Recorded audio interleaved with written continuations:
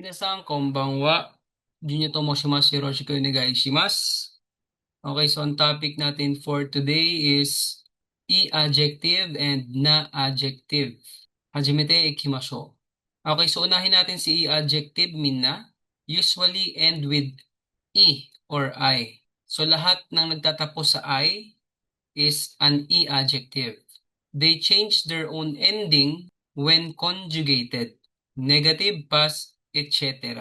So kapag tayo magko-conjugate minna, sa mismong adjective po tayo magko-conjugate kapag e-adjective.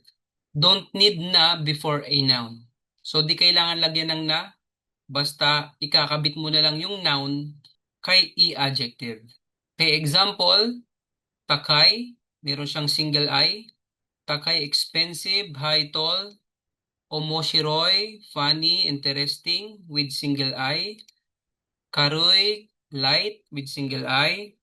Kawaii, with single I sa dulo. Cute. Tanoshi, enjoyable, with single I. And kibishi, strict, with single I. So lahat ng e-adjective minna, meron tayong single I sa dulo. Although may mga special tayo, so mamaya po yun. E-adjective conjugation, ureshi, positive present future, happy. Ureshi, delete the I and put kunai.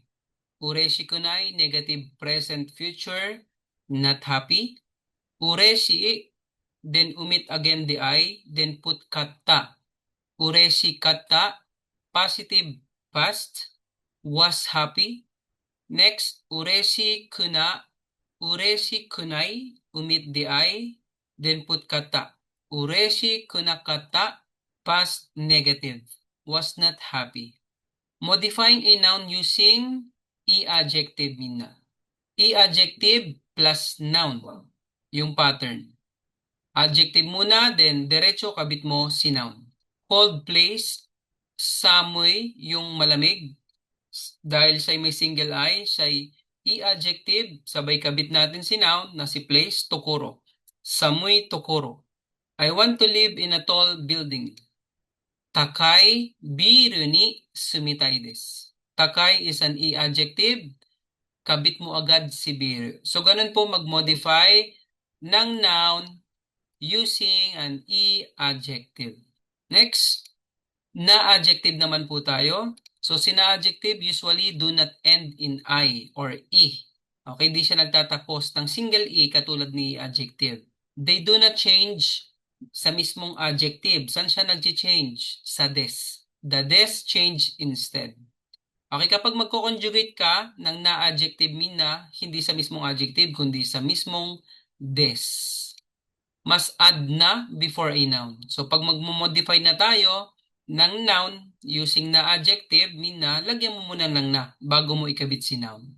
Example ng na adjective, majime, serious, hindi naman siya nagtatapos sa single I. Nigiyaka, lively. Benri, although may I siya, pero nakakabit siya sa consonant, yung R and I. Hindi siya single I, so kasali siya sa na adjective. Fuben, inconvenient, kabaliktaran ni Benri, convenient. Fukuzatsu, complicated. And manzoku is content. Okay, so pansin natin ang na-adjective, wala po siyang single I. Okay, so na-adjective conjugation, shizuka desu. Sa des tayo magko-conjugate, hindi tulad ni e-adjective. Okay, so positive present future po ito, tahimik. Shizuka ja arimasen, naging negative na si des, negative present future. Not quiet. Shizuka deshita, was quiet. Past tense na, positive, past. Shizuka ja arimasen deshita, past negative, was not quiet. Next, modifying a noun using a na adjective, minna. So, pagka magmo-modify tayo ng noun using na adjective, ito po yung pattern. Na adjective muna, plus na, plus noun. Magkabit ka muna ng na, bago mo ikabit si noun. Important job, important is taisetsu na adjective, kaya lagyan mo muna ng na, then put job, shigoto. So, taisetsu na shigoto. I will wear a convenient cloth. Benri, yung convenient, dahil na adjective dito, maglalagay ka muna ng na, then bago mo ilagay yung noun, yung kanyang minomodify. Benri na fuku o kimasu. Special na adjective. So ito lang is for pang N5 lang muna minna. Kire, yung maganda, malinis. Kiray, don't like. Shitsure, rude. Tokoy, skillful. Shimpay, worry. And Yume, famous. And Tene is polite. So sila po minna is mga na-adjective although meron silang mga single I. So sila po ay mga special. Kaya kapag magko-conjugate kayo sa kanila, minna, sa des po kayo magko-conjugate, hindi sa mismong adjective. Okay, 終わりましたみんな。そうじゃ、またね。